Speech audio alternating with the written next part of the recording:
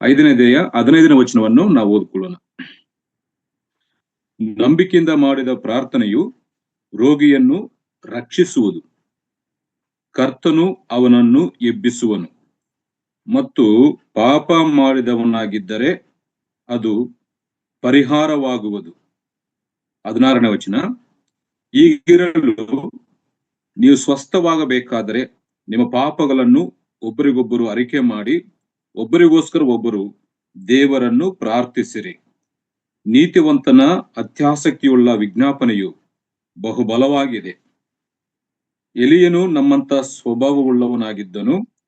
ಅವನು ಮಳೆ ಬರಬಾರದೆಂದು ಬಹಳವಾಗಿ ಪ್ರಾರ್ಥಿಸಲು 3 ವರ್ಷ 6 ತಿಂಗಳವರೆಗೂ ಮಳೆ ಬೀಳಲಿಲ್ಲ. ತಿರುಗಿ ಅವನು ಪ್ರಾರ್ಥನೆ ಮಾಡಲು ಆಕಾಶವು ಮಲೆಗೇರಿತು, ಭೂಮಿಯು ಎಲೆಯಿತು. ದೇವರು ಈ ವಾಕ್ಯಗಳನ್ನು ನಮ್ಮೆಲ್ಲರಿಗಾಗಿ ಆತನ ಆಶೀರ್ವದಿಸಿ ಆತನ ಆತ್ಮನ ಮೂಲಕವಾಗಿ ನಮ್ಮೆಲ್ಲರಿಗೆ ಅನುಗ್ರಹಿಸಿಕೊಳ್ಳಿ. ಪ್ರಿಯರೇ, ನಾವು ಅನೇಕ ದಿನಗಳಿಂದ ಯಾಕೋಬನು ಬರೆದಂತ ಪತ್ರಿಕೆಯಲ್ಲಿ ಚದರಿಸಲ್ಪಟ್ಟಂತ ವಿಶ್ವಾಸಿಗಳು ಅನುಭವಿಸುತ್ತಿರುವಂತ ಶ್ರಮೆ ಸಮಸ್ಯೆಗಳ ಮಧ್ಯದಲ್ಲಿ ಅವರಿಗೆ ಒಂದು ಪ್ರೋತ್ಸಾಹ, ಅವರಿಗೆ ಒಂದು ಪರಿಷ್ಕಾರವನ್ನು ಕೊಡುವುದಕ್ಕಾಗಿ ಯಾಕೋಬನು ಈ ಪತ್ರಿಕೆಯನ್ನು ಬರೆದಿದ್ದಾರೆ. ಅಂದ್ರೆ ಅವರು ನಂಬಿಕೆಯಿಂದ ಅನೇಕ ಶ್ರಮೆಗಳಲ್ಲಿ ಹಾದು ಹೋಗ್ತಾ ಇದ್ದಾಗ ಅವರನ್ನು ಬಲಪಡಿಸಿ ದೇವರ ಮುಂದೆ ಅವರನ್ನು ನಿಲ್ಲಿಸಬೇಕು ಅಂತ ಹೇಳಿ ಯಾಕೋಬನು ಈ ಪತ್ರಿಕೆಯನ್ನು ಬರೆದಿದ್ದಾನೆ. ನಾವು 1ನೇ ಅಧ್ಯಾಯದಿಂದ ಅನೇಕ ವಿಷಯಗಳನ್ನು ಆಲೋಚನೆ ಮಾಡ್ತಾ ಬಂದಿದ್ದೇವೆ. ಈಗ ಅಂತಿಮ ಭಾಗದಲ್ಲಿ 13ನೇ ವಚನದಿಂದ 18ನೇ ವಚನದವರೆಗೂ ಆ ಚದುರಿಸಲ್ಪಟ್ಟಂತ ವಿಶ್ವಾಸಿಗಳಿಗೆ ಯಾಕೋಬನು ಕೊಟ್ಟಂತ ಒಂದು ಪರಿಷ್ಕಾರವು ಏನಂತಂದ್ರೆ ಪ್ರಾರ್ಥನೆ ಜೀವನದಲ್ಲಿ ಎಷ್ಟೇ ಸಮಸ್ಯೆಗಳು ಬಂದರೂ, ಎಷ್ಟೇ ಶ್ರಮೆಗಳ ಮಧ್ಯದಲ್ಲಿ ಹಾದು ಹೋಗ್ತಾ ಇದ್ರು, ಅತಿ ಪ್ರಾಮುಖ್ಯವಾದಂತ ಒಂದು ಅಸ್ತ್ರವು, ಅದಕ್ಕೆ ಪರಿಷ್ಕಾರವೇನಂತಂದ್ರೆ ನೀವು ಪ್ರಾರ್ಥಿಸಿರಿ ಅಂತೇಳಿ ಪ್ರಾರ್ಥನಾ ಒಂದು ಅಸ್ತ್ರವನ್ನು ಆತನು ವಿಶ್ವಾಸಿಗಳಿಗೆ ಕೊಟ್ಟಿರುವಂತದ್ದು ಈ ವಾಕ್ಯ ಭಾಗದಲ್ಲಿ ನಾವು ಗಮನಿಸ್ತೇವೆ. ನಾನು ಎಲ್ಲವೂ ಕೂಡ ಮತ್ತೆ ರಿವಿಷನ್ ಮಾಡ್ಲಿಕ್ಕೆ ಹೋಗುವುದಿಲ್ಲ. ಆತನು ಹೇಳಿರುವಂತ ಸತ್ಯಗಳನ್ನು ಈ ಸಮಯದಲ್ಲಿ ನಾವು ಜ್ಞಾಪಕ ಮಾಡಿಕೊಳ್ಳೋಣ. ಚದುರಿಸಲ್ಪಟ್ಟಂತ ವಿಶ್ವಾಸಿಗಳು ಅವರ ಅನೇಕರು ಬಾಧೆಗಳಲ್ಲಿ, ಅಸ್ವಸ್ಥಗಳಲ್ಲಿ ಮತ್ತು ಸಮಸ್ಯೆಗಳಲ್ಲಿ, ಶೋಧನೆಗಳಲ್ಲಿ ಬಿದ್ದಿದ್ದಾರೆ. ಅಂತವರಿಗೆ ಆತನು ಕೊಟ್ಟಿರುವಂತ ಒಂದು ಪರಿಷ್ಕಾರ ಅಂತಂದ್ರೆ ಪ್ರಾರ್ಥನೆ. ಈ ವಾಕ್ಯ ಭಾಗದಿಂದ ನಾವು 3 ಸಂಗತಿಗಳನ್ನು ನಾವು ಕೇಳಿಸಿಕೊಳ್ತಾ ಬಂದಿದ್ದೇವೆ. ಅದರಲ್ಲಿ ಮೊದಲನೇದು, ನಾವು ಆ ಪ್ರಾರ್ಥನಾ ಪ್ರಭಾವ ಪೀಠಿಕೆಯಲ್ಲಿ ನಾವು ಕೇಳಿಸಿಕೊಂಡಿದ್ದೇವೆ. ಆದ್ರೆ ಯಾಕೋಬನು ಇಲ್ಲಿ ಪ್ರಾಮುಖ್ಯವಂತ 3 ಸಂಗತಿಗಳನ್ನು ತಿಳಿಸಿರುವಂತದ್ದು ನಾವು ಕೇಳಿಸಿಕೊಂಡಿದ್ದೇವೆ. ಅದರ ಮೊದಲನೇದು, ಎಷ್ಟು ವಿಧವಾದ ಪ್ರಾರ್ಥನೆಗಳಿದಾವೆ ಅಂತೇಳಿ ಯಾಕೋಬನು ಒಂದು 3 ರೀತಿಯ ಪ್ರಾರ್ಥನೆಗಳ ಬಗ್ಗೆ ಈ ವಾಕ್ಯ ಭಾಗದಲ್ಲಿ ವಿವರಿಸಿದನು. ಅದು ಕಳೆದ ಸಾರಿ ನಾವು ಆಲೋಚನೆ ಮಾಡಿದ್ದೇವೆ. ಮೊದಲನೇದು ವೈಯಕ್ತಿಕವಾದಂತ ಪ್ರಾರ್ಥನೆ, ಪರ್ಸನಲ್ ಪ್ರೇಯರು ಪ್ರತಿಯೊಬ್ಬರ ಜೀವನದಲ್ಲಿ ಇರಬೇಕು ಅಂತೇಳಿ. ಎರಡನೇದು ಸಭೆಯ ಪ್ರಾರ್ಥನೆ, ಅಂದ್ರೆ ಸಭಾ ಹಿರಿಯರನ್ನು, ಸೇವಕರನ್ನು ತಮ್ಮ ಮನೆಗೆ ಕರೆಸಿಕೊಂಡು ಅವರ ಮುಖಾಂತರವಾಗಿ ಪ್ರಾರ್ಥನೆ ಮಾಡಿಸಿಕೊಳ್ಳುವಂಥದ್ದು. ಮೂರನೇದಾಗಿ ಸಹೋದರರ ಪ್ರಾರ್ಥನೆ, ಅಂದ್ರೆ ಒಬ್ಬರಿಗೊಬ್ಬರು ಹಂಚಿಕೊಂಡು ಒಬ್ಬರ ಬಲಹೀನತೆಗಳು ಒಬ್ಬರು ಒಪ್ಪಿಕೊಂಡು ಪ್ರಾರ್ಥಿಸುವಂತ ಆ ಸಹೋದರ ಪ್ರಾರ್ಥನೆ ಬಗ್ಗೆ ಯಾಕೋಬನು ಇಲ್ಲಿ ತಿಳಿಸಿದ್ದಾನೆ. ಇಲ್ಲಿ ಅನೇಕ ಭಿನ್ನವಾದಂತ ತಪ್ಪಾದಂತ ಉಪದೇಶಗಳಿಗೆ ಕಾರಣವಾದ ಸಂಗತಿಗಳಿದ್ರೂ ಕೂಡ ನಾನು ಅದನ್ನು ದಾಟಿ ಹೋಗ್ತೇನೆ. ಎಣ್ಣೆ ಹಚ್ಚಿ ಪ್ರಾರ್ಥನೆ ಮಾಡುವಂಥದ್ದು. ಇವತ್ತು ಅನೇಕ ಸ್ಥಳಗಳಲ್ಲಿ, ಅನೇಕ ಡಿನಾಮಿನೇಷನ್ಗಳಲ್ಲಿ ಕೂಡ ಎಣ್ಣೆ ಹಚ್ಚಿ ಪ್ರಾರ್ಥನೆ ಮಾಡುವಂಥದ್ದು, ಮಾಡಿಸಿಕೊಳ್ಳುವಂಥದ್ದು ಆ ಲೋಕದಲ್ಲಿರುವಂತ ಒಂದು ಸಾಂಪ್ರದಾಯ, ಒಂದು ಪದ್ಧತಿ ಆಗ್ಬಿಟ್ಟಿದೆ. ಆದ್ರೆ ಅಲ್ಲಿ ಒಂದು ವಿಷಯ ನಾನು ತಿಳಿಸ್ತೇನೆ. ಎಣ್ಣೆ ಹಚ್ಚಿ ಅಂದ್ರೆ ಆಗಿನ ಕಾಲದಲ್ಲಿ ಅವರು ಹಚ್ಚುತ್ತಿರುವಂತ ಎಣ್ಣೆಯಲ್ಲಿ ವ್ಯಾಧಿ ನಿರೋಧಕ ಶಕ್ತಿ ಉಂಟು, ಒಲಿವ ಆಯಿಲ್. ಅದರಲ್ಲಿ ದೇವರ ವ್ಯಾಧಿಯನ್ನು ನಿರೋಧಿಸುವಂತ ಆ ಶಕ್ತಿ ಇದ್ದದರಿಂದ ಆ ಎಣ್ಣೆಯನ್ನು ಹಚ್ಚಿ ಅವರು ಪ್ರಾರ್ಥಿಸ್ತಾ ಇದ್ರು. ಈಗ ಹಚ್ಚುವಂತ ಇದು ಯಾವುದು ಕೋಕೋನಟ್ ಆಯಿಲ್, ಕೊಬ್ಬರಿ ಎಣ್ಣೆ ಅಲ್ಲ. ಅದೊಂದು ವಿಷಯ. ಮತ್ತು ನಿಮ್ಮ ಸಭಾ ಹಿರಿಯರನ್ನು ಕಲಿಸಿ, ಯಾರು ಸಿಕ್ಕಿದ್ರೆ ಅವ್ರ ಹತ್ರ ಎಣ್ಣೆ ಹಚ್ಚಿಕೊಂಡು ಪ್ರಾರ್ಥನೆ ಮಾಡಿಸ್ಕೊಳ್ಳುವುದಲ್ಲ. ನಿಮ್ಮ ಸಭಾ ಹಿರಿಯರನ್ನು ಕರೆಸಿಕೊಂಡು ಅವರ ಮುಖಾಂತರವಾಗಿ ಪ್ರಾರ್ಥಿಸ್ಕೊಳ್ರಿ ಅಂತೇಳಿ. ಎಣ್ಣೆಯಲ್ಲಿ ಪ್ರಭಾವ ಇಲ್ಲ. ಅಂದ್ರೆ ಶಾರೀರಿಕವಾಗಿ ಒಂದು ಸ್ವಸ್ಥತೆ, ಶಾರೀರಿಕವಾಗಿ ಒಂದು ನಿರೋಧಕ ಶಕ್ತಿ ಅದರಲ್ಲಿ ಉಂಟು ಆಗಿನ ಕಾಲದಲ್ಲಿ. ಆದ್ರೆ ಪ್ರಾರ್ಥನೆ ಮಾಡಬೇಕಾಗಿರುವಂಥದ್ದು ಆ ವಿಧಾನದ ಬಗ್ಗೆ ಇವತ್ತು ಯಾಕೋಬನು ತಿಳಿಸ್ತಾರೆ. ಅದ್ರ ಬಗ್ಗೆ ನಾವು ಆಲೋಚನೆ ಮಾಡ್ತೇವೆ. ಆ ತಪ್ಪಾದಂತ ಬೋಧನೆಗೆ ನಾವು ಕಿವಿ ಕೊಡೋದು ಬೇಡ. ನಾವು ದೇವರ ಮೇಲೆ ನಂಬಿಕೆದಿಂದ ವಿಶ್ವಾಸದಿಂದ ನಮ್ಮ ಕ್ಷೇಮವನ್ನು ಬಯಸುವವರ ಆತ್ಮೀಯರ ಮುಖಾಂತರವಾಗಿ ನಾವು ಪ್ರಾರ್ಥನೆ ಮಾಡಿಸಿಕೊಳ್ಳುವಾಗ ದೇವರು ತಪ್ಪದೆ ಸಹಾಯ ಮಾಡ್ತಾರೆ. ಕೆಲವರು ತಲೆ ಮೇಲೆ ಕೈ ಇಟ್ಟೇ ಪ್ರಾರ್ಥನೆ ಮಾಡ್ಬೇಕಂತ ಒಂದು ತಪ್ಪಾದಂತ ಬೋಧನೆ ಇದೆ. ಕೆಲವರು ಎಣ್ಣೆ ಹಚ್ಚಿ ಪ್ರಾರ್ಥನೆ ಮಾಡಿದ್ರೆ ಸ್ವಸ್ಥತೆ ಆಗ್ತಂತೇಳಿ ಇದಪ್ಪ ಅಂತ ಅಭಿಪ್ರಾಯವಿದೆ. ಆದ್ರೆ ದೇವರ ವಾಕ್ಯವನ್ನು ಸ್ಪಷ್ಟವಾಗಿ ಗಮನಿಸುವಾಗ ಯಾವುದೇ ಸ್ಥಿತಿಯಲ್ಲಿದ್ದರು, ಯಾವುದೇ ಮಾರ್ಗದಲ್ಲಿದ್ದರು, ನೀವು ಮನಪೂರ್ವಕವಾಗಿ ಹೃದಯಪೂರ್ವಕವಾಗಿ ನೀವು ಪ್ರಾರ್ಥಿಸುವಾಗ ಆ ಪ್ರಾರ್ಥನೆಗೆ ಪ್ರತಿಫಲವು ಸಿಗ್ತದೆ ಅಂತೇಳಿ ಆ ಪತ್ರಿಕೆಗಳಲ್ಲಿ ಮತ್ತು ಭಕ್ತರ ಜೀವನದಲ್ಲಿ ನಾವು ಆಲೋಚನೆ ಮಾಡ್ತಾ ಬರ್ತಾ ಇದ್ದೀವಿ. ಆದ್ರೆ ಇವತ್ತು ಎರಡನೇ ವಿಷಯಕ್ಕೆ ನಾವು ಬರೋಣ. ಮೊದಲು ಎಷ್ಟು ವಿಧವಾದ ಪ್ರಾರ್ಥನೆಗಳನ್ನು ಇದೆ ಅಂತೇಳಿ 3 ವಿಧವಾದಂತಹ ಪ್ರಾರ್ಥನೆ ಯಾಕೋಬನು ಇಲ್ಲಿ ತಿಳಿಸಿದ್ದಾನೆ. ಎರಡನೇ ವಿಷಯ ಅಂತಂದ್ರೆ ಆ ಪ್ರಾರ್ಥನೆ ಮಾಡುವಂತ ಒಂದು ವಿಧಾನ, ಯಾವ ವಿಧಾನದಲ್ಲಿ ನಾವು ಪ್ರಾರ್ಥಿಸಬೇಕು ಅಂತೇಳಿ, ಯಾವ ಮಾರ್ಗದಲ್ಲಿ ಯಾವ ರೀತಿಯಲ್ಲಿ ನಾವು ಪ್ರಾರ್ಥಿಸಬೇಕು ಅಂತೇಳಿ ಯಾಕೋಬನು ಇಲ್ಲಿ ತಿಳಿಸ್ತಾನೆ. ಅದು ಎರಡನೇ ವಿಷಯ. ಮೂರನೇದು ಆ ಪ್ರಾರ್ಥನಾ ಪ್ರಭಾವ, ನಾವು ಪ್ರಾರ್ಥಿಸುವಾಗ ಎಲ್ಲೆಲ್ಲಿ ಆ ಪ್ರಭಾವ ಬೀರ್ತದೆ, ನಮಗೆ ಯಾವ ರೀತಿಯಲ್ಲಿ ಪರಿಷ್ಕಾರ ಸಿಗ್ತದೆ ಅಂತೇಳಿ ಮೂರನೇ ವಿಷಯವನ್ನು ಯಾಕೋಬನು ಇಲ್ಲಿ ತಿಳಿಸ್ತಾನೆ. ಅದಕ್ಕಾಗಿ ಇವತ್ತು ಸ್ವಲ್ಪವಾಗಿ ಆ ವಿಷಯಗಳನ್ನ ನಾವು ಆಲೋಚನೆ ಮಾಡಿ ಪ್ರಾರ್ಥನಾ ಪೂರ್ವಕವಾಗಿ ಈ ಕೂಟವನ್ನು ನಾವು ಮುಗಿಸ್ಕೊಳ್ಳೋಣ. ಮೊದಲನೇದಾಗಿ ಒಂದು ವಿಷಯ ನಾವು ಗಮನಿಸೋಣ. ಈ ತಪ್ಪಾದಂತ ಉಪದೇಶಕ್ಕೆ ನಾವು ಕಿವಿ ಕೊಡೋದು ಬೇಡ. ಯಾವುದು ಎಣ್ಣೆ ಹಚ್ಚಿ ಪ್ರಾರ್ಥಿಸುವಂಥದ್ದು, ತಲೆ ಮೇಲೆ ಕೈ ಇಟ್ಟು ಪ್ರಾರ್ಥಿಸುವಂಥದ್ದು, ಮತ್ತೆ ಬೇರೆ ಬೇರೆಯವರಿಂದ ಪ್ರಾರ್ಥಿಸಿಕೊಳ್ಳುವಂಥದ್ದು, ಅದು ದೇವರ ಮಕ್ಕಳಿಗೆ ಅಷ್ಟು ಯೋಗ್ಯವಾದದ್ದಲ್ಲ. ನಮ್ಮನ್ನು ತಿಳಿದಂತವರು ನಮಗಾಗಿ ಭಾರದಿಂದ ಪ್ರಾರ್ಥಿಸುವಂತವ್ರು ನಮಗಿದ್ದಾರೆ. ಅಂತವರಿಂದ ನಾವು ಮನಪೂರ್ವಕವಾಗಿ ಪ್ರಾರ್ಥಿಸಿಕೊಳ್ಳುವಾಗ ಸಹಾಯ ಸಿಗ್ತದೆ. ಎಲ್ಲದಕ್ಕಿಂತ ಪ್ರಾಮುಖ್ಯ ನಾನು ಪ್ರಾರಂಭದಲ್ಲಿ ಹೇಳಿದ್ದೆ, ಪ್ರತಿಯೊಬ್ಬರಿಗೆ ವೈಯಕ್ತಿಕವಾದಂತ ಪ್ರಾರ್ಥನೆ ಇರಬೇಕು. ನಾವು ಪ್ರಾರ್ಥನೆ ಮಾಡದೆ ಮತ್ತೊಬ್ಬರಿಗೆ ಹೇಳಿ ನೀವು ಪ್ರಾರ್ಥಿಸಿದ್ರೆ ಅದರ ಪ್ರತಿಫಲ ಸಿಗುವುದಿಲ್ಲ. ಅದಕ್ಕಾಗಿ ವೈಯಕ್ತಿಕ ಒಂದು ಪ್ರಾರ್ಥನೆ, ಸಭೆಯ ಪ್ರಾರ್ಥನೆ ಮತ್ತು ಸಹೋದರರ ಪ್ರಾರ್ಥನೆ, ಈ 3 ಪ್ರಾರ್ಥನೆಗಳನ್ನು ನಾವು ಅನುಭವಿಸಬೇಕು. ಅದರಲ್ಲಿಂದ ಶಕ್ತಿಯನ್ನು ನಾವು ಪಡ್ಕೊಳ್ಬೇಕಂತೇಳಿ ದೇವರ ವಾಕ್ಯದಿಂದ ಗಮನಿಸ್ತೇವೆ. ಇಲ್ಲಿ ಚದುರಿಸಲ್ಪಟ್ಟಂತ ವಿಶ್ವಾಸಿಗಳಿಗೆ ಎರಡನೇ ವಿಷಯ ಯಾಕೋಬನು ತಿಳಿಸುವಂಥದ್ದು, ಪ್ರಾರ್ಥನೆ ಮಾಡುವಂತ ಒಂದು ವಿಧಾನವನ್ನು ಅದು ತಿಳಿಸ್ತೈತೆ.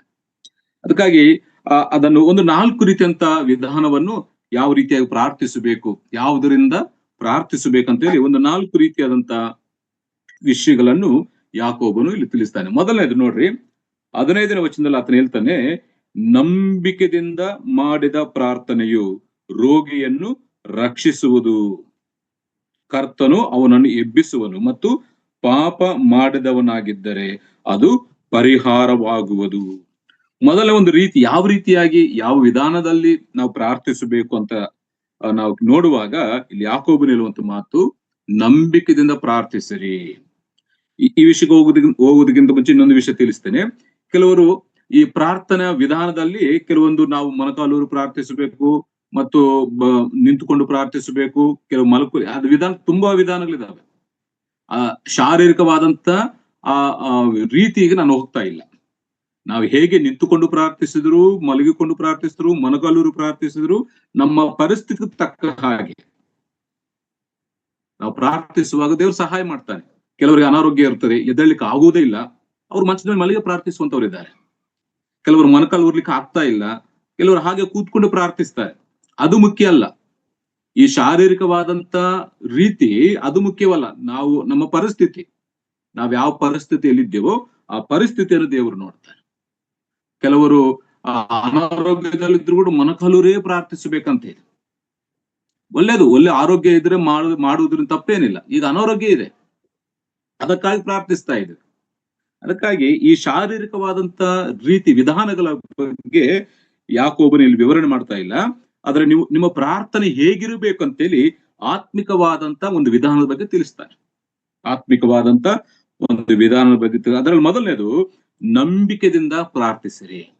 ನಂಬಿಕೆ ಇಲ್ಲದೆ ನಾವೆಷ್ಟೇ ಗಂಟೆಗಳು ಪ್ರಾರ್ಥಿಸಿದ್ರು ಕೂಡ ಪ್ರಯೋಜನವು ಪ್ರತಿಫಲವು ಸಿಗುವುದಿಲ್ಲ. ಮೊದಲು ನಮ್ಮ ಪ್ರಾರ್ಥನೆಯಲ್ಲಿ ನಂಬಿಕೆದಿಂದ ನಾವು ಪ್ರಾರ್ಥಿಸುವಂತವ್ರು ಆಗಿರಬೇಕು.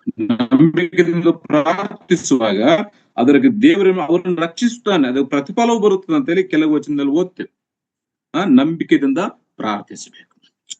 ಮೊದಲನೇ ಅಧ್ಯಾಯದಲ್ಲಿ ಕೂಡ ಆತನ ಹೇಳ್ತಾನೆ, ಪ್ರಾರಂಭದಲ್ಲಿ ಹೇಳ್ತಾನೆ, ಮೊದಲನೇ ಅಧ್ಯಾಯ 6ನೇ ವಚನದಲ್ಲಿ, ಸ್ವಲ್ಪವೂ ಸಂದೇಹ ಪಡದೆ ನಂಬಿಕೆ ಇಟ್ಟು ಕೇಳಿಕೊಳ್ಳಬೇಕು. ನಂಬಿಕೆ ಇಲ್ಲದೆ ನಾವು ಎಷ್ಟೇ ಗಂಟೆಗಟ್ಟಲು ಎಷ್ಟೆಷ್ಟು ವಿಚಾರಗಳ ಬಗ್ಗೆ ಪ್ರಾರ್ಥಿಸುವುದರಿಂದ ಪ್ರಯೋಜನವಿಲ್ಲ. ಆದ್ರೆ ಸ್ವಲ್ಪವೂ ಸಂದೇಹ ಪಡದೆ, ನಂಬಿಕೆ ಇಟ್ಟು ಕೇಳಿಕೊಳ್ಳಬೇಕು. ಸಂದೇಹ ಪಡುವವನು ಅವನು ಹೇಗಿರ್ತಾನೆ? ಗಾಳಿಯಿಂದ ಬಡಿಯಲ್ಪಟ್ಟ ಸಮುದ್ರದ ತೆರೆಯಂತೆ ಅಲಿಯುತ್ತಿರುವನು. ಆ ಮನುಷ್ಯನಿಗೆ ಕರ್ತನಿಂದ ಏನಾದ್ರೂ ಹೊಂದುವನೆಂದು ಭಾವಿಸದೇ ಇರಲಿ. ಅವನು ಎರಡು ಮನಸ್ಸು ಉಳ್ಳವನು, ತನ್ನ ನಡತೆಯನ್ನೆಲ್ಲ ಚಂಚಲನಾಗಿದ್ದ. ಈ ಸಂದೇಹ ಪಡುವನು ಹೇಗಿರ್ತಾನೆ? ಅವನು ಚಂಚಲನಾಗಿರ್ತಾನೆ, ಎರಡು ಮನಸ್ಸು ಉಳ್ಳವನಾಗಿರ್ತಾನೆ. ಒಂದೇ ಮನಸ್ಸಾದ್ರೆ ನಂಬಿಕೆ, ಕೊಡ್ತಾನೋ ಕೊಡಲ್ವೋ, ಬಿಡ್ತಾನೋ ರಕ್ಷಿಸ್ತಾನೋ ಅಂತ ಈ ಎರಡು ಮನಸ್ಸು ಇರುವವನಿಗೆ, ಸಂದೇಹದಿಂದ ಪ್ರಾರ್ಥಿಸುವವನಿಗೆ ದೇವರಿಂದ ಏನು ಸಿಗುವುದಿಲ್ಲ. ಅದಕ್ಕಾಗಿ ದೇವರಿಂದ ನಮಗೆ ಪ್ರತಿಫಲವು ಸಿಗಬೇಕಾದರೆ ನಾವು ಯಾಕೋಬನು ತಿಳಿಸಿದ ಹಾಗೆ ಮೊದಲು ನಂಬಿಕೆಯಿಂದ ಪ್ರಾರ್ಥಿಸರಿ. ಸ್ವಲ್ಪವೂ ಸಂದೇಹ ಪಡದೆ ನಂಬಿಕೆಯಿಂದ ಪ್ರಾರ್ಥಿಸುವಾಗ ದೇವರು ನಮ್ಮ ಪ್ರಾರ್ಥನೆಗೆ ಸದುತ್ತರವನ್ನು ಕೊಡ್ತಾರೆ. ಇವತ್ತು ಅನೇಕ ಜನರು ಪ್ರಾರ್ಥಿಸ್ತಾ ಇದ್ದಾರೆ, ಆದ್ರೆ ಅದರಲ್ಲಿ ನಂಬಿಕೆ ಇರುವುದಿಲ್ಲ. ನಂಬಿಕೆಯಿಂದ ಮಾಡುವಂತ ಪ್ರಾರ್ಥನೆಗೆ ದೇವರು ಪ್ರತಿಫಲವನ್ನು ಕೊಡ್ತಾನಂತೇಳಿ ವಾಕ್ಯದಲ್ಲಿ ಗಮನಿಸ್ತೇವೆ. ನೋಡಿ, ಇಬ್ರಿ ಪತ್ರಿಕೆ 11ನೇ ಅಧ್ಯಾಯದಲ್ಲಿ ಒಂದು ಮಾತಿದೆಯಲ್ಲ, ಏನು ನಂಬಿಕೆ ಅಂತೇಳಿ. 11ನೇ ಅಧ್ಯಾಯ 6ನೇ ವಚನದಲ್ಲಿ, ಆದರೆ ನಂಬಿಕೆ ಇಲ್ಲದೆ ದೇವರನ್ನು ಮೆಚ್ಚಿಸುವುದು ಅಸಾಧ್ಯ. ದೇವರ ಬಳಿಗೆ ಬರುವವನು ದೇವರಿದ್ದಾನೆ ಮತ್ತು ತನ್ನನ್ನು ಹುಡುಕುವವರಿಗೆ ಪ್ರತಿಫಲವನ್ನು ಕೊಡುತ್ತಾನೆ ಎಂದು ನಂಬುವುದು ಅವಶ್ಯ.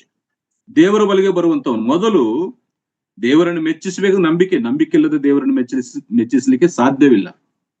ಅಂತ ನಂಬಿಕೆಯಿಂದ ಮಾಡುವಂತ ಪ್ರಾರ್ಥನೆ ದೇವರು ಕೇಳಿಸಿಕೊಳ್ಳುತ್ತಾನೆ, ಪ್ರತಿಫಲ ಕೊಡ್ತಾನೆ. ನೋಡಿ, ಕೆಳಗಡೆ ಹೇಳ್ತಾನೆ, ದೇವರ ಬಳಿಗೆ ಬರುವವನು ದೇವರಿದ್ದಾನೆ. ಇದು ನಂಬಬೇಕು. ದೇವರಿದ್ದಾನೆ ಮತ್ತು ತನ್ನನ್ನು ಹುಡುಕುವವರಿಗೆ ಪ್ರತಿಫಲವನ್ನು ಕೊಡುತ್ತಾನೆ ಅಂತೇಳಿ ನಂಬಬೇಕು. ಈ ನಂಬಿಕೆಯಿಂದ ನಾವು ಪ್ರಾರ್ಥಿಸುವಾಗ ದೇವರು ತಪ್ಪದೆ ನನ್ನ ಸಮಸ್ಯೆಗೆ, ನನ್ನ ಕಷ್ಟಕ್ಕೆ ಆತನ ಪರಿಹಾರ ಕೊಟ್ಟೇ ಕೊಡ್ತಾನಂತೇಳಿ ನಾವು ನಂಬುವಾಗ ಅದರ ಪ್ರತಿಫಲವನ್ನು ನಾವು ಅನುಭವಿಸ್ತೇವೆ. ಸಂದೇಹ ಪಡುತ್ತಾ ಅಪನಂಬಿಕೆಯಲ್ಲಿದ್ದು ನಾವು ಪ್ರಾರ್ಥಿಸುವಾಗ ಆ ಪ್ರಾರ್ಥನೆಗೆ ಪ್ರತಿಫಲವು ಸಿಗುವುದಿಲ್ಲ ಅಂತೇಳಿ ಯಾಕೋಬನು ತಿಳಿಸ್ತಾ ಇದೆ. ಅದಕ್ಕಾಗಿ ಚದರಿಸಲ್ಪಟ್ಟಂತ ವಿಶ್ವಾಸಿಗಳಿಗೆ ಹೇಳುವಂತ ಮಾತು, ನೀವು ನಂಬಿಕೆಯಿಂದ ಪ್ರಾರ್ಥಿಸಿರಿ, ನಿಮ್ಮ ಸಮಸ್ಯೆಗಳಿಗೆ ಪರಿಷ್ಕಾರವನ್ನು ನೀವು ಹೊಂದಿಕೊಳ್ತೀರಿ ಅಂತ. ಮತ್ತೆ ಇನ್ನೊಂದು ಮಾತು ಓದೋಣ ನೋಡಿ.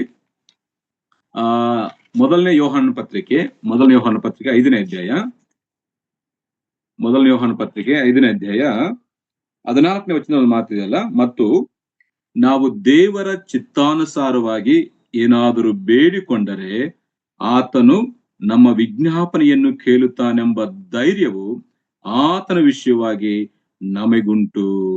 ನಾವು ಏನು ಬೇಡಿಕೊಂಡರು ಆತನು ನಮ್ಮ ವಿಜ್ಞಾಪನೆಯನ್ನು ಕೇಳುತ್ತಾನೆಂಬುದು ನಮಗೆ ಗೊತ್ತಾಗಿದ್ದರೆ ನಾವು ಬೇಡಿದವುಗಳು ಆತನಿಂದ ನಮಗೆ ದೊರೆತವೆಂಬುದು ನಮಗೆ ಗೊತ್ತಾಗಿದೆ. ಈ ವಚನ ಭಾಗದಲ್ಲಿ ನಾವು ಏನೇ ಬೇಡಿಕೊಂಡ್ರು, ಅಲ್ಲಿ ಒಂದು ಮಾತಿದೆಯಲ್ಲ, ದೇವರ ಚಿತ್ತಾನುಸಾರವಾಗಿ, ನಾವು ದೇವರ ಚಿತ್ತಾನುಸಾರವಾಗಿ ಏನಾದ್ರೂ ಬೇಡಿಕೊಂಡ್ರೆ ಆತನ ನಮ್ಮ ವಿಜ್ಞಾಪನೆಯನ್ನು ಕೇಳ್ತಾನೆ. ದೇವರ ಚಿತ್ತವಿಲ್ಲದೆ ನಮ್ಮ ಇಷ್ಟಾನುಸಾರವಾಗಿ ಯಾಕೋಬನು ಹೇಳ್ತಾನೆ, ನಿಮ್ಮ ಭೋಗೇಚ್ಛೆಗಾಗಿ, ನಿಮ್ಮ ಭೋಗಗಳ ನಿಮಿತ್ತವಾಗಿ ನೀವೇನೇ ಬೇಡಿದ್ರೆ ಅದು ಸಿಗುವುದಿಲ್ಲ ಅಂತೆ.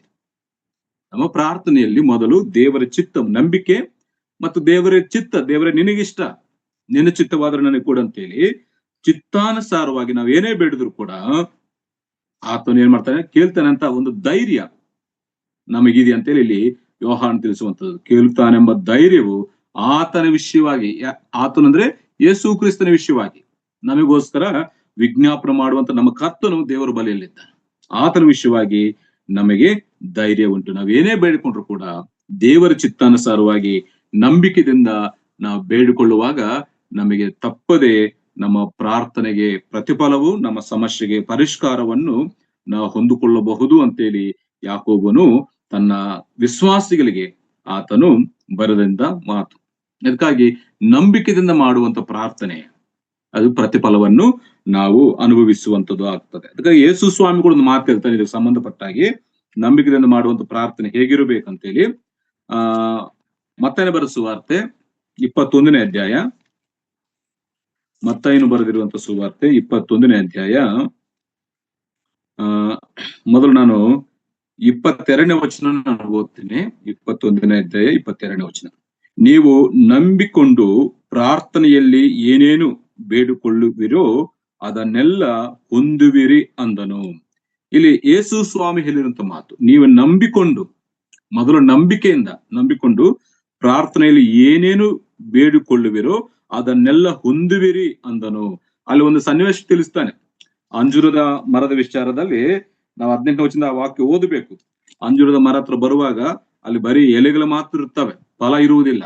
ಯೇಸು ಸ್ವಾಮಿ ಅದಕ್ಕಾಗಿ ಹುಡುಕ್ತಾನೆ, ಎಲ್ಲಾದ್ರೂ ಸಿಗ್ತದಂತೇಳಿ, ಫಲ ಸಿಗುವುದಿಲ್ಲ. ಆದ್ರೆ ದೇವರು ಆ ಮರವು ಒಣಗಿ ಹೋಗುವಂತೆ ಶಪಿಸ್ತಾನೆ. ನೋಡಿ 19 ವಚನ ಕಡೆಯ ಭಾಗದಲ್ಲಿ, ಆ ಕ್ಷಣವೇ ಆ ಅಂಜೂರದ ಮರವು ಒಣಗಿ ಹೋಯಿತು ಅಂತೆ. ಫಲವನ್ನು ನೋಡ್ತಾನೆ, ಫಲ ಸಿಗಲಿಲ್ಲ, ಬರೀ ಎಲೆಗಳಿರ್ತಾವು. ಆದ್ರೆ ದೇವರು ಅದನ್ನು ಶಪಿಸುತ್ತಾನೆ. ಆದ್ರೆ ಶಿಷ್ಯರು ಅದನ್ನು ನೋಡಿ ಬೆರಗಾಗಿ, ಈ ಅಂಜೂರದ ಮರವು ಒಂದು ಕ್ಷಣದಲ್ಲಿ ಒಣಗಿ ಹೋಯಿತಲ್ಲ, ಅದು ಹೇಗೆ ಅಂದರು. ಅದಕ್ಕೆ ಯೇಸು, ನಿಮಗೆ ಸತ್ಯವಾಗಿ ಹೇಳುತ್ತೇನೆ, ನೀವು ಸಂಶಯ ಪಡದೆ ನಂಬಿದರೆ ನಾನು ಅಂಜೂರದ ಮರಕ್ಕೆ ಮಾಡಿದಂತನ್ನು ನೀವು ಮಾಡುವಿರಿ. ಎಲೆಸ್ವಾಮಿ ಶಿಷ್ಯರಿಗೆ ಹೇಳುವಂತ ಮಾತು, ಅವರು ಆಶ್ಚರ್ಯ ಪಡ್ತಾ ಇದ್ರು. ಯೇಸು ಸ್ವಾಮಿ ಅದನ್ನು ಶಪಿಸಿದಾಗ ಅದು ಕ್ಷಣದಲ್ಲಿ ಅದು ಒಣಗಿ ಹೋಗಿತ್ತು.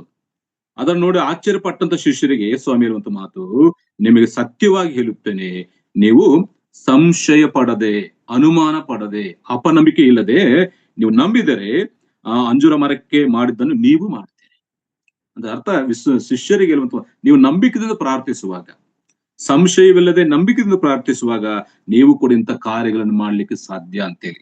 ಹಾಗೆ ಕೆಳಗಡೆ ಓದ್ತೀವಿ ನೋಡಿ, ಇದು ಮಾತ್ರವಲ್ಲದೆ ಈ ಬೆಟ್ಟಕ್ಕೆ ನೀನು ಕಿತ್ತುಕೊಂಡು ಹೋಗಿ ಸಮುದ್ರದಲ್ಲಿ ಬೀಳು ಎಂದು ಹೇಳಿದರೆ ಅದು ಆಗಾಗುವುದು. ನೋಡಿ, ನಂಬಿಕೆಯ ಒಂದು ಶಕ್ತಿ, ನಂಬಿಕೆಗಿರುವಂತಹ ಶಕ್ತಿಯ ಬಗ್ಗೆ ಯೇಸು ಸ್ವಾಮಿ ಇರುತ್ತೆ. ಒಂದು ಕ್ಷಣದಲ್ಲಿ ಅಂಜೂರದ ಮರಗೆ ಆಗುವಂತ ಗತಿ ನಿಮ್ಮ ಪ್ರಾರ್ಥನೆ ನೀವು ಮಾಡಿದಾಗ ಆಗ್ತದೆ, ನೀವು ಕೂಡ ಮಾಡ್ತೀರಿ.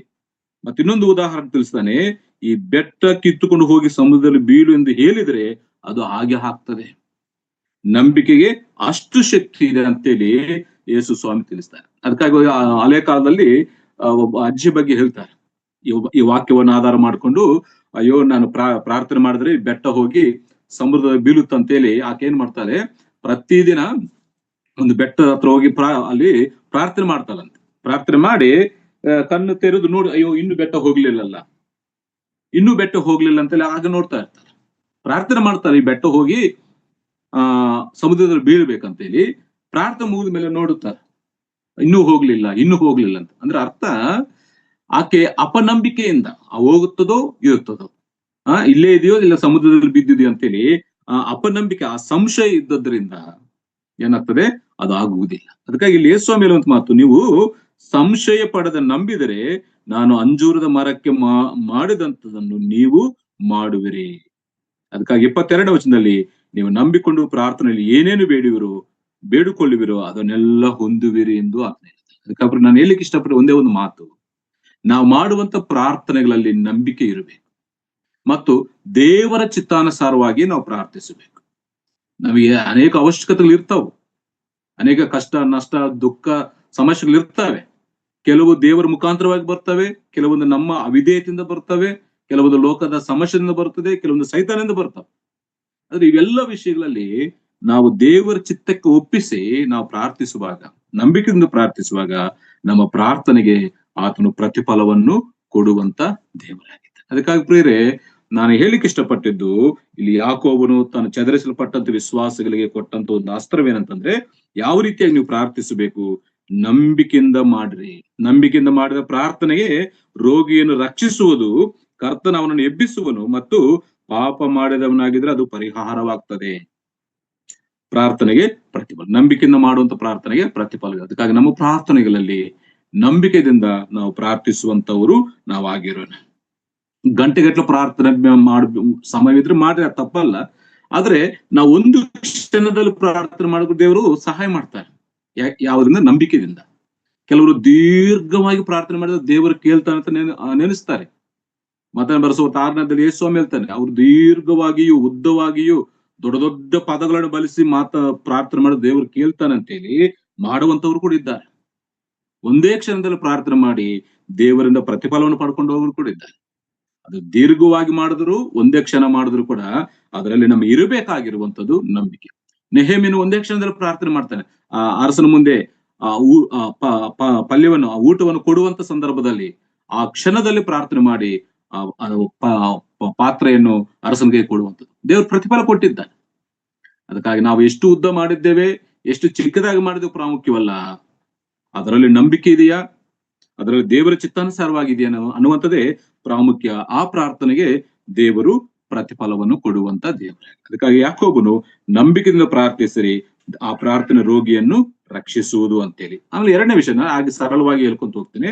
ಎರಡನೇ ವಿಷಯ 16ನೇ ವಚನದಲ್ಲಿ ನೋಡೋಣ. ಯಾವ ರೀತಿಯಾಗಿ ಪ್ರಾರ್ಥಿಸಬೇಕು? 16ನೇ ವಚನದಲ್ಲಿ ಆ ಕಡೆ ಭಾಗದಲ್ಲಿ ಒಂದು ಮಾತಿದೆ ನೋಡಿ. ನೀತಿವಂತನ ಅತ್ಯಾಸಕ್ತಿಯುಳ್ಳ ವಿಜ್ಞಾಪನೆಯು ಬಹುಬಲವಾಗಿದೆ ಅಂತ. ಮೊದಲು ನಂಬಿಕೆಯಿಂದ ಪ್ರಾರ್ಥಿಸಬೇಕು. ಎರಡನೇದಾಗಿ ಜೀವನದಲ್ಲಿ ನೀತಿ ಇರಬೇಕು. ನೀತಿವಂತರಾಗಿ ನಾವು ಜೀವಿಸುತ್ತಾ ದೇವರನ್ನು ಪ್ರಾರ್ಥಿಸುವಾಗ ಆ ಪ್ರಾರ್ಥನೆಗೆ ಪ್ರತಿಫಲ ಇರುತ್ತದೆ. ಜೀವನದಲ್ಲಿ ಅನೇಕ ಪಾಪಗಳನ್ನು ಮಾಡುತ್ತಾ, ದೇವರಿಗೆ అయిಷ್ಟವಾದಂತ ಕಾರ್ಯಗಳನ್ನು ಮಾಡುತ್ತಾ ನಾವು ಉದ್ದವಾದಂತ ಪ್ರಾರ್ಥನೆ ಮಾಡಿದ್ರೆ ದೇವರು ಕೇಳಿಸ್ಕೊಳ್ಳುವುದಿಲ್ಲ. ಜೀವನದಲ್ಲಿ ನೀತಿ ಇರಬೇಕು, ಪ್ರಾಮಾಣಿಕತೆ ಇರಬೇಕು, ಯಥಾರ್ಥತೆ ಇರಬೇಕು. ನಾವು ನೀತಿವಂತರಾಗಿ ಪ್ರಾರ್ಥಿಸುವಾಗ ಆ ಪ್ರಾರ್ಥನೆಗೆ ಪ್ರತಿಫಲವಿದೆ. ನೋಡಿ, ಯೋಹಾನ ಬರೆದ ಸುವಾರ್ತೆ 9ನೇ ಅಧ್ಯಾಯದಲ್ಲಿ ಯೇಸು ಸ್ವಾಮಿ ಹೇಳ್ತಾನೆ ಒಂದು ಮಾತು ನೋಡಿ. ಯೋಹಾನ ಬರೆದ ಸುವಾರ್ತೆ 9ನೇ ಅಧ್ಯಾಯ 31ನೇ ವಚನ, 9:31 ಭಕ್ತಿಹೀನರ ಪ್ರಾರ್ಥನೆಯನ್ನು ದೇವರು ಕೇಳುವುದಿಲ್ಲ.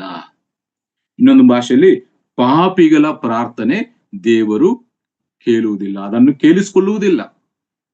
ಮತ್ತೆ ಕೆಳಗಡೆ ಹೇಳ್ತಾನೆ ನೋಡಿ, ಭಕ್ತಿಹೀನ ಪ್ರಾರ್ಥನೆಯನ್ನು ಕೇಳುವುದಿಲ್ಲ. ಯಾವನು ಭಕ್ತನಾಗಿದ್ದು ಆತನ ಚಿತ್ತದಂತೆ ನಡೆಯುತ್ತಾನೋ ಅವನ ಪ್ರಾರ್ಥನೆಯನ್ನು ಕೇಳುತ್ತಾನೆಂದು ಬಲ್ಲೆವು. ದೇವರು ಯಾರ ಪ್ರಾರ್ಥನೆ ಕೇಳಿಸಿಕೊಳ್ಳುತ್ತಾನೆ? ಈ ಪಾಪಿಗಳ ಪ್ರಾರ್ಥನೆ, ಈ ಭಕ್ತಿಹೀನರ ಪ್ರಾರ್ಥನೆ ದೇವರು ಕೇಳುವುದಿಲ್ಲ. ಅಂದ್ರೆ ಅರ್ಥ, ಜೀವನದಲ್ಲಿ ನೀತಿ ಇಲ್ಲದೆ, ಪರಿಶುದ್ಧತೆ ಇಲ್ಲದೆ, ಅನೀತಿವಂತರಾಗಿ, ಭಕ್ತಿಹೀನರಾಗಿ ನಾವು ಜೀವಿಸುತ್ತಾ ನಾವು ಪ್ರಾರ್ಥಿಸಿದರೆ ಆ ಪ್ರಾರ್ಥನೆಗೆ ಶಕ್ತಿ ಇರುವುದಿಲ್ಲ, ಅದರಿಂದ ನಮಗೆ ಪ್ರತಿಫಲವೂ ಬರುವುದಿಲ್ಲ. ಅದಕ್ಕಾಗಿ ಪ್ರಾರ್ಥಿಸುವಂತ ನಾವು ಜೀವನದಲ್ಲಿ ನೀತಿವಂತರಾಗಿ, ಪ್ರಾಮಾಣಿಕರಾಗಿ ನಾವು ಪ್ರಾರ್ಥಿಸುವ. ಅಲ್ಲಿ ಹೇಳ್ತಾನಲ್ಲ, ಯಾವನು ಭಕ್ತನಾಗಿದ್ದು, ಭಕ್ತನಂದ್ರೆ ದೇವರಿಗೆ ಭಯಪಡುವವನಾಗಿದ್ದು, ಆತನ ಚಿತ್ತದಂತೆ ನಡೆಯುತ್ತಾನೋ, ದೇವರ ಚಿತ್ತದಂತೆ ನಡೀತಾನೋ ಅವನ ಪ್ರಾರ್ಥನೆ ಕೇಳುತ್ತಾನೆ. ಅಂತವರ ಪ್ರಾರ್ಥನೆ ಪ್ರತಿಫಲ ಇರುತ್ತೆ. ಅದಕ್ಕಾಗಿ ಯಾಕೋಬನು ತಿಳಿಸುವಂತ ಮಾತು, ನೀವು ಚದರಿಸಲ್ಪಟ್ಟಿದ್ದೀರಿ, ಶ್ರಮೆಗಳ ಮಧ್ಯದಲ್ಲಿ ಜೀವಿಸ್ತಾ ಇದ್ದೀರಿ, ಆದ್ರೆ ನೀವು ನೀತಿವಂತರಾಗಿ ಜೀವಿಸಿ ಪ್ರಾರ್ಥಿಸಿ. ಯಾಕಂದ್ರೆ ಆ ಪ್ರಾರ್ಥನೆಗೆ ಶಕ್ತಿ ಇದೆ, ಅದು ಬಲವುಳ್ಳಂತ ಪ್ರಾರ್ಥನೆ, ಅದು ಬಹು ಬಲವಾಗಿದೆ ಅಂತ ಕೆಲವು ವಾಚಿನ ಭಾಗದಲ್ಲಿ ಓದ್ತೇವೆ. ನೀತಿವಂತರ ಪ್ರಾರ್ಥನೆ ಬಹು ಬಲವಾಗಿದೆ, ವಿಜ್ಞಾಪನೆಯು ಬಹು ಬಲವಾಗಿದೆ ಅಂತೇಳಿ ವಾಕ್ಯ ಭಾಗದಲ್ಲಿ ಅದಕ್ಕಾಗಿ ಪ್ರಾರ್ಥಿಸುವಂತ ನಾವು ಯಾಕೆ ಇವತ್ತು ಪ್ರತಿಫಲವು ನಮ್ಗೆ ಸಿಗ್ತಾ ಇಲ್ಲ ಅಂದ್ರೆ, ನಮ್ಮ ಪಾಪಗಳು ದೇವರಿಗೆ ಅಡ್ಡಿಯಾಗಿ ಬರ್ತವೆ. 59ನೇ ಅಧ್ಯಾಯ ಯೆಶಾಯನ ಪ್ರವಾದನ ಗ್ರಂಥದಲ್ಲಿ ನಾವು ಓದ್ತೀವಿ, ಕೇಳಿಸ್ಕೊಳ್ಳಿ ಯೆಹೋವನ ಕಿವಿ ಮಂದವಿಲ್ಲ, ರಕ್ಷಿಸ್ಲಿಕ್ಕೆ ಆಗದೆ ಅದ್ರ ಕೈ ಮೋಟು ಕೈ ಅಲ್ಲ. ಆದ್ರೆ ನನಗೂ ನಿಮ್ಮ ಪಾಪಗಳು ಅಡ್ಡಿ ಬರ್ತಿದ್ದಾವೆ. ಅದ್ರ ಕೇಳಿಸ್ಕೊಳ್ಳಲಿಕ್ಕೆ ಅದ್ರ ಕಿವಿಯನ್ನು ಕಿವಿಡಲ್ಲ, ಅದ್ರ ಕೈಯೇನು ಚಿಕ್ಕದಲ್ಲ, ಅದು ದೊಡ್ಡದಂತ ಕೈ. ಆದ್ರೆ ಯಾಕೆ ಉತ್ತರ ಬರ್ತಾ ಇಲ್ಲ, ಉತ್ತರ ಯಾಕೆ ಪ್ರತಿಫಲ ಸಿಗ್ತಾ ಇಲ್ಲ ಅಂದ್ರೆ, ಪಾಪಗಳು, ನೀತಿವಂತಿಗೆ ಇರುವುದಿಲ್ಲ, ಮತ್ತು ಯಥಾರ್ಥತೆ ಇರುವುದಿಲ್ಲ, ಪ್ರಾಮಾಣಿಕತೆ ಇರುವುದಿಲ್ಲ. ಇಂಥ ಪ್ರಾರ್ಥನೆಗೆ ದೇವರು ಪ್ರತಿಫಲವನ್ನು ಕೊಡುವುದಿಲ್ಲ ಅಂತೇಳಿ ವಾಕ್ಯ ಭಾಗದಲ್ಲಿ ಗಮನಿಸಿದಾಗ ಯಾಕೋಬ ಹೇಳ್ತಾ ಇದ್ದೇನೆ, ನೀತಿವಂತರ ಪ್ರಾರ್ಥನೆ ಬಹು ಬಲವಾಗಿದೆ. ನೀವು ಜೀವನದಲ್ಲಿ ನೀತಿಯನ್ನು ಅನುಸರಿಸುತ್ತಾ, ನೀತಿವಂತರಾಗಿ ಜೀವಿಸುತ್ತಾ ನೀವು ಪ್ರಾರ್ಥಿಸಿದರೆ ಆ ಪ್ರಾರ್ಥನೆಗೆ ಪ್ರತಿಫಲವು ಸಿಗ್ತದೆ ಅಂತೇಳಿ ಯಾಕೋಬನು ತಿಳಿಸ್ತಾ ಇದ್ದಾನೆ. ನೋಡಿ, ಜ್ಞಾನೋಕ್ತಿ ಪುಸ್ತಕದ ಒಂದು ಮಾತು ಓದೋಣ. ಜ್ಞಾನೋಕ್ತಿ ಪುಸ್ತಕ 15ನೇ ಅಧ್ಯಾಯ 29ನೇ ವಚನದಲ್ಲಿ ಮಾತಿದೆ ನೋಡಿ. 15ನೇ ಅಧ್ಯಾಯ 29ನೇ ವಚನ, ಯೆಹೋವನು ದುಷ್ಟರಿಗೆ ದೂರ, ಯೆಹೋವನು ದುಷ್ಟರಿಗೆ ದೂರ, ಶಿಷ್ಟರ ಬಿನಹಕ್ಕೆ ಹತ್ತಿರ. ಶಿಷ್ಟರ್ ಅಂದ್ರೆ ಮತ್ತೊಂದು ಭಾಷೆಯಲ್ಲಿ ನೀತಿವಂತರ ವಿಜ್ಞಾಪನೆಯನ್ನು ಆತನ ಕೇಳಿಸ್ಕೊಳ್ಳುತ್ತಾನೆ, ಅದಕ್ಕೆ ಹತ್ತಿರವಾಗಿರ್ತಾನೆ. ದುಷ್ಟರಿಗಾದ್ರೂ ಆತನ ದೂರವಾಗಿರ್ತಾರೆ, ಹತ್ತಿರ ಕೂಡ ಬರುವುದಿಲ್ಲ. ನಾವು ಪ್ರಾರ್ಥಿಸಬಹುದು, ಎಷ್ಟು ದೀರ್ಘ ಗಂಟೆಗಳು ಪ್ರಾರ್ಥಿಸಬಹುದು. ಜೀವನದಲ್ಲಿ ದುಷ್ಟತನ, ಭಕ್ತಿಹೀನತೆ, ಪಾಪಗಳನ್ನ ಇಟ್ಟುಕೊಂಡು ನಾವು ಪ್ರಾರ್ಥಿಸುವಾಗ ದೇವರು ದೂರವಾಗಿರ್ತಾನೆ, ಹತ್ತಿರ ಕೂಡ ಬರುವುದಿಲ್ಲ. ಯಾರು ಪ್ರಾರ್ಥನೆ ಕೇಳಿಸ್ಕೊಳ್ತಾನೆ? ಶಿಷ್ಟರ ಬಿನ್ಹಕ್ಕೆ ಹತ್ತಿರವಾಗಿರ್ತಾನೆ. ನೀತಿವಂತರ ವಿಜ್ಞಾಪನೆಗೆ, ನೀತಿವಂತರ ಪ್ರಾರ್ಥನೆಗೆ ಆತ ತುಂಬಾ ಸಮೀಪದಲ್ಲಿರ್ತಾನಂತೇಳಿ ವಾಕ್ಯ ಭಾಗದಲ್ಲಿ ನಾವು ಕೇಳಿಸಿಕೊಳ್ಳುತ್ತಾ ಇದೆ. ಮತ್ತೆ ಇನ್ನೊಂದು ಮಾತು ಓದ ನೋಡಿ, ಅದಕ್ಕೆ ಸಂಬಂಧಪಟ್ಟ ಹಾಗೆ ಕೀರ್ತನೆ ಭಾಗ 66ನೇ ಕೀರ್ತನೆ ಭಾಗ 66ನೇ ಕೀರ್ತನೆ 18ನೇ ವಚನದಲ್ಲಿ ಒಂದು ಮಾತದ, 18ನೇ ವಚನ 18. ನಾನು ಕೆಟ್ಟತನದ ಮೇಲೆ ಮನಸ್ಸಿಟ್ಟಿದ್ದರೆ ಸ್ವಾಮಿ ನನ್ನ ವಿಜ್ಞಾಪನೆಯನ್ನು ಕೇಳುತ್ತಿದ್ದಿಲ್ಲ. ನನ್ನ ಮನಸ್ಸು ಕೆಟ್ಟತನದ ಮೇಲಿದ್ದರೆ ದೇವರೇನಂತೆ ನನ್ನ ವಿಜ್ಞಾಪನೆಯನ್ನು ಕೇಳ್ತಿಲ್ಲ. ಆದರೆ ದೇವರು ನನ್ನ ಮೊರೆಯನ್ನು ಲಕ್ಷಿಸಿ ಕೇಳಿದ್ದಾನಲ್ಲ, ಆತನು ನನ್ನ ಬಿನಹವನ್ನು ತಿರಸ್ಕರಿಸಲಿಲ್ಲ, ನನ್ನ ಮೇಲಿನ ತನ್ನ ದಯೆಯನ್ನು ತಪ್ಪಿಸಿ ಬಿಡಲಿಲ್ಲ. ದೇವರಿಗೆ ಸ್ತೋತ್ರವಾಗಲಿ. ಯಾಕೆ? ಈತನ ಮನಸ್ಸು ಯಾವುದರ ಮೇಲಿದೆ? ಒಳ್ಳೆತನದ ಮೇಲಿದೆ. ನೀತಿವಂತಿಕರಾಗಿ ಜೀವಿಸ್ತಾ ಇದ್ದಾರೆ. ಒಂದು ವೇಳೆ ಕೆಟ್ಟತನದ ಮೇಲೆ ಮನಸ್ಸಿಟ್ರೆ ಆತನು ಹೇಳ್ತಾನೆ, ಸ್ವಾಮಿ ನನ್ನ ವಿಜ್ಞಾಪನೆ ಕೇಳು. ಅದಕ್ಕಾಗಿ ಪ್ರಿಯರೇ, ದೇವರು ನಮ್ಮ ಪ್ರಾರ್ಥನೆ ಕೇಳಿಸಿಕೊಳ್ಳಬೇಕು, ನಮ್ಮ ಪ್ರಾರ್ಥನೆಗೆ ಸಮೀಪದಲ್ಲಿ ಇರಬೇಕು. ಅದಕ್ಕೆ ಪ್ರತ್ಯುತ್ತರ ಕೊಡಬೇಕಾದ್ರೆ ನಾವು ನೀತಿವಂತರಾಗಿ, ಪ್ರಾಮಾಣಿಕರಾಗಿ, ಭಕ್ತಿವಂತರಾಗಿ ನಾವು ಜೀವಿಸುತ್ತಾ ಪ್ರಾರ್ಥಿಸಬೇಕು. ಜೀವನದಲ್ಲಿ ಪರಿಶುದ್ಧತೆ, ಜೀವನದಲ್ಲಿ ನೀತಿವಂತಿಕೆ, ಜೀವನದಲ್ಲಿ ಯಥಾರ್ಥತೆ ಇಟ್ಟುಕೊಂಡು ನಾವು ಪ್ರಾರ್ಥಿಸುವಾಗ ದೇವರು ನಮ್ಮ ಪ್ರಾರ್ಥನೆ ಕೇಳಿಸಿಕೊಡ್ತಾರೆ. ಅದಕ್ಕಾಗಿ ಕೇಳುವಂತ ನಾವು ಪರಿಶುದ್ಧವಾದಂತ ಪ್ರವರ್ತನೆ ಉಳ್ಳವರಾಗಿ, ಭಕ್ತಿ ಜೀವನ ಉಳ್ಳವರಾಗಿ ನಾವು ಪ್ರಾರ್ಥಿಸುವಾಗ ನಮಗೆ ಪ್ರತಿಫಲ ಸಿಗ್ತದೆ. ತಿಮೋಥರ ಪತ್ರಿಕೆಯಲ್ಲಿ 2ನೇ ಪತ್ರಿಕೆ 3ನೇ ಅಧ್ಯಾಯದಲ್ಲಿ ಅಂತ್ಯ ದಿನಗಳಲ್ಲಿ, ಅಪಾಯಕರ ಕಾಲಗಳಲ್ಲಿ ಆ ಮನುಷ್ಯರ ಗುಣಲಕ್ಷಣಗಳ ಬಗ್ಗೆ ಹೇಳುತ್ತಾ ಒಂದು ಮಾತು ಹೇಳ್ತಾನೆ, ಮೇಲೆ ಭಕ್ತಿ ಉಳ್ಳವರಾಗಿದ್ದು ಅದರ ಶಕ್ತಿಯನ್ನು ಆಶ್ರಯಿಸಿದವರು. ಮೇಲೆ ತುಂಬಾ ಭಕ್ತಿ ತೋರಿಸ್ತಾ ಇದ್ದಾರೆ, ಅದ್ರ ಒಳಗಡೆ ಭಕ್ತಿ ಇಲ್ಲ, ಒಳಗಡೆ ದೇವರ ಪರಿಶುದ್ಧತೆ ಇಲ್ಲ, ನೀತಿವಂತಿಕೆ ಇಲ್ಲ.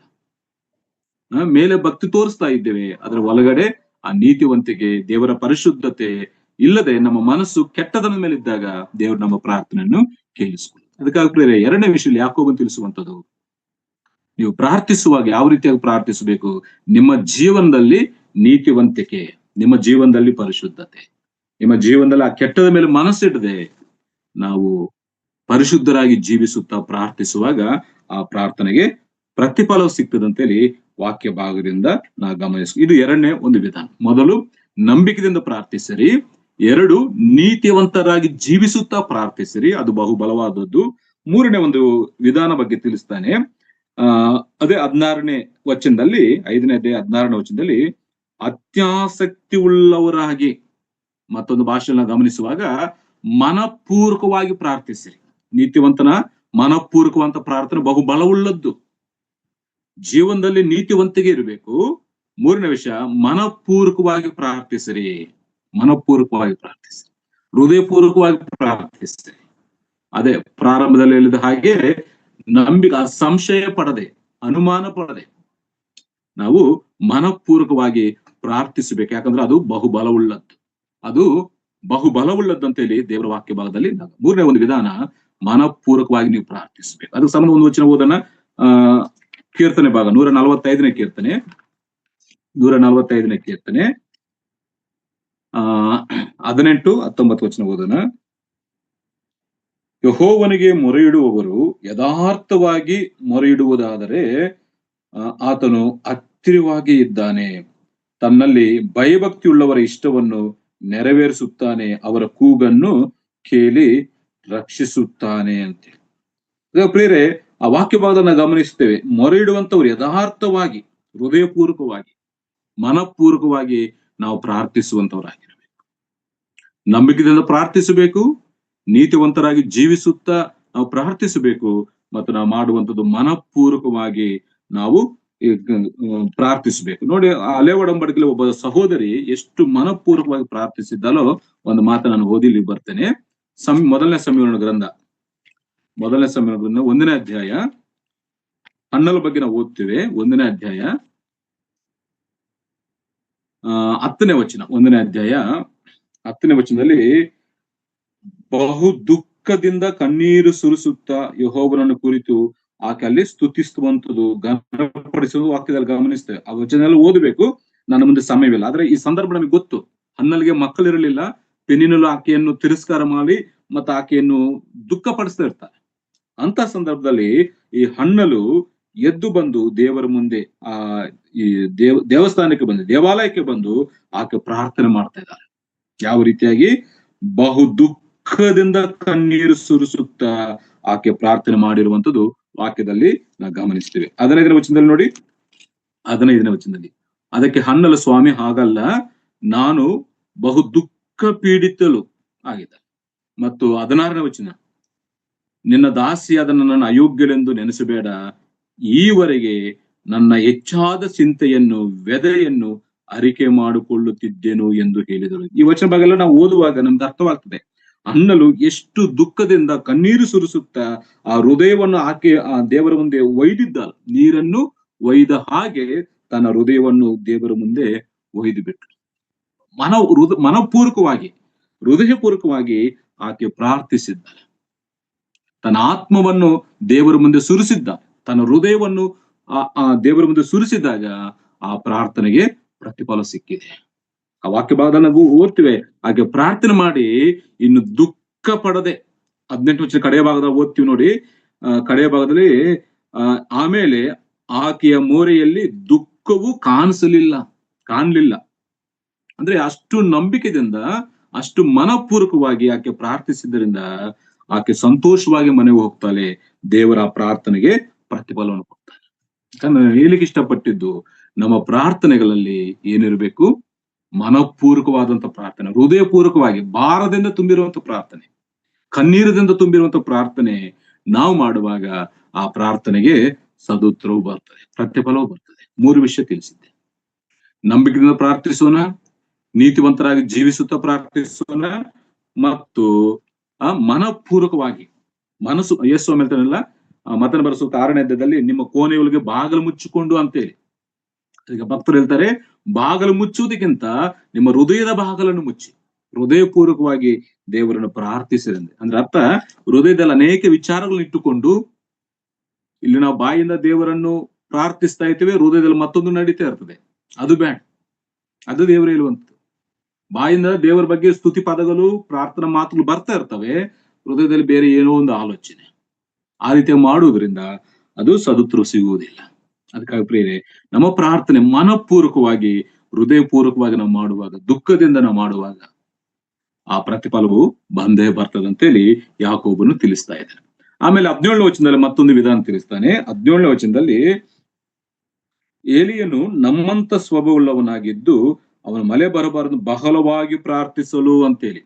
ಅದರ ಮತ್ತೊಂದು ಭಾಷೆಯಲ್ಲಿ ಹೇಗಿದೆ ಅಂದ್ರೆ, ಆತನ ಆಸಕ್ತಿಯೊಂದಿಗೆ ಆಸಕ್ತಿಯಿಂದ ಪ್ರಾರ್ಥಿಸಿದಾಗ, ಆತನು ಬಿಡದೆ ಪ್ರಾರ್ಥಿಸಿದಾಗ ಆ ಪ್ರಾರ್ಥನೆಗೆ ಪ್ರತಿಫಲ ಸಿಕ್ಕಿದೆ. ಆಸಕ್ತಿ, ಇಂಟ್ರೆಸ್ಟ್, ಶ್ರದ್ಧೆಯಿಂದ ನಾವು ಅಶ್ರದ್ಧೆಯಿಂದ ಪ್ರಾರ್ಥಿಸುವಾಗ ಸಿಗುವುದಿಲ್ಲ ಪ್ರಿಯರೇ. ಅತ್ಯಾಸಕ್ತಿಯಿಂದ ಆತನು ಪ್ರಾರ್ಥಿಸಿದ್ದಾನೆ. ಆತನು ನಮ್ಮಂತ ಸ್ವಭಾವ ಉಳ್ಳಂತವನೇ. ಏಲಿಯನು ನಮ್ಮಂತ ಸ್ವಭಾವ, ನಮ್ಮಂತ ಮನುಷ್ಯನೇ. ಆದರೆ ಆತನು ಅತ್ಯಾಸಕ್ತಿಯಿಂದ, ಆಸಕ್ತಿಯೊಂದಿಗೆ ಆತನು ಪ್ರಾರ್ಥಿಸಿದಾಗ ಆ ಪ್ರಾರ್ಥನೆಗೆ ಪ್ರತಿಫಲವನ್ನು ಕೊಟ್ಟಿದ್ದಾನೆ. ಮಳೆ ಬರಬಾರದಂತೆಲ್ಲ ಆತನು ಪ್ರಾರ್ಥಿಸಿದಾಗ 3 ವರ್ಷ 6 ತಿಂಗಳವರೆಗೂ ಮಳೆ ಬೀಳಲಿಲ್ಲ. ಮತ್ತು ಆತನು ಮತ್ತೆ ಪ್ರಾರ್ಥನೆ ಮಾಡುವಾಗ ಮತ್ತೆ ಮಳೆ. ನಮ್ಮಂತ ಸ್ವಭಾವ ನಮ್ಗೆ ಯಾಕೆ ಸಾಧ್ಯವಾಗ್ತಾ ಇಲ್ಲ? ಇವತ್ತು ನಾವು ಕೂಡ ಅನೇಕ ಕಷ್ಟ ನಷ್ಟಗಳು ಹಾದು ಹೋಗ್ತಾ ಇದ್ವಿ. ನಮಗೆ ಯಾಕೆ ನಮ್ಮ ಪರಿಷ್ಕಾರ ಸಿಗ್ತಾ ಇಲ್ಲ ಅಂದ್ರೆ, ನಮ್ಮ ಪ್ರಾರ್ಥನೆಗಳಲ್ಲಿ ಬಲಹೀನತೆಗಳು. ಒಂದು ನಂಬಿಕೆ ಕಡಿಮೆ ಆಗಿರ್ಬೋದು, ಇಲ್ಲ ಜೀವನದಲ್ಲಿ ಪರಿಶುದ್ಧತೆ, ನೀತಿವಂತಿಕೆ ಇಲ್ಲದಿರ್ಬೋದು, ಇಲ್ಲಾಂದ್ರೆ ಮನಪೂರ್ವಕವಾಗಿ ಪ್ರಾರ್ಥಿಸದೆ ಬೇರೆ ಬೇರೆ ವಿಚಾರಗಳು ಇಟ್ಕೊಂಡು ಪ್ರಾರ್ಥಿಸಬಹುದು, ಮತ್ತೆ ಆಸಕ್ತಿ ಇಲ್ಲದೆ ಪ್ರಾರ್ಥಿಸಬಹುದು. ಅದಕ್ಕಾಗಿ ಯಾವ ಪ್ರತಿಫಲ ಸಿಗ್ತಾ ಇಲ್ಲ. ಅದಕ್ಕಾಗಿ ಇಲ್ಲಿ ಏಲಿಯನು ನಮ್ಮಂತ ಸ್ವಭಾವವುಳ್ಳವನಾಗಿದ್ರು ಕೂಡ ಅವನು ಅತ್ಯಾಸಕ್ತಿಯಿಂದ ಪ್ರಾರ್ಥಿಸಿದಾಗ ಅದಕ್ಕೆ ಪ್ರತಿಫಲ ಸಿಕ್ಕಿದೆ. ಬಿಡದೆ ಪ್ರಾರ್ಥಿಸಿದ, ಆಸಕ್ತಿ ಪ್ರಾರ್ಥಿಸಿದಾಗ ಆ ಪ್ರಾರ್ಥನೆಗೆ ಪ್ರತಿಫಲ ಸಿಕ್ಕಿದೆ ಅಂತೇಳಿ ವಾಕ್ಯ ಭಾಗದಲ್ಲಿ ನಾ ಗಮನಿಸಿದೆ. ಅದಕ್ಕಾಗಿ 4 ವಿಧಾನಗಳ ಬಗ್ಗೆ ತಿಳಿಸಿದೆ. ಅನೇಕ ವಿಧಾನ ಇರ್ಬೋದು, ಅದರಲ್ಲಿ ಯಾಕೆ ಈ ಭಾಗದಲ್ಲಿ ನಂಬಿಕೆಯಿಂದ ಪ್ರಾರ್ಥಿಸಿರಿ ಪ್ರತಿಫಲ ಸಿಗ್ತದೆ, ನೀತಿವಂತರಾಗಿ ಜೀವಿಸುತ್ತಾ ಪ್ರಾರ್ಥಿಸಿರಿ ಪ್ರತಿಫಲ ಸಿಗ್ತದೆ, ಮನಪೂರ್ವಕವಾಗಿ ಪ್ರಾರ್ಥಿಸಿರಿ ಅದು ಬಹು ಬಲವುಳ್ಳದ್ದು, ಆ ಪ್ರಾರ್ಥನೆಗೆ ಪ್ರತಿಫಲ ಸಿಗ್ತದೆ, ಆಸಕ್ತಿಯಿಂದ ಪ್ರಾರ್ಥಿಸಿರಿ ಅದಕ್ಕೆ ಪ್ರತಿಫಲ ಸಿಗ್ತದೆ ಅಂತೇಳಿ ಇಲ್ಲಿ ಯಾಕೋಬನು ತಿಳಿಸ್ತಾರೆ. ಸರಳವಾಗಿ 4 ವಿಷಯ. ಪ್ರಾರ್ಥನಾ ಪ್ರಭಾವ ಏನಂತಲ್ಲ ಹಾಗೆ ಸರಳವಾಗಿ ಹೇಳಿ ಮುಗಿಸ್ತೇನೆ. ಹೇಗೆ ಪ್ರಾರ್ಥಿಸ್ಬೇಕು 4 ರೀತಿ ತಿಳಿಸಿದ್ದಾನೆ. ಆ ಪ್ರಾರ್ಥನೆ ಎಲ್ಲೆಲ್ಲಿ ಪ್ರಭಾವ ಬೀರ್ತದೆ ಅಂತ ಹೇಳಿ ಒಂದು 4 ವಿಷಯ ಹಾಗೆ ಸರಳವಾಗಿ ನಾನು ತಿಳಿಸಿ ನಾನು ಈ ಕೂಟವನ್ನು ಪ್ರಾರ್ಥನೆ ಮುಗಿಸೋಣ. ಮೊದಲನೇ ಪ್ರಾರ್ಥನಾ ಪ್ರಭಾವ.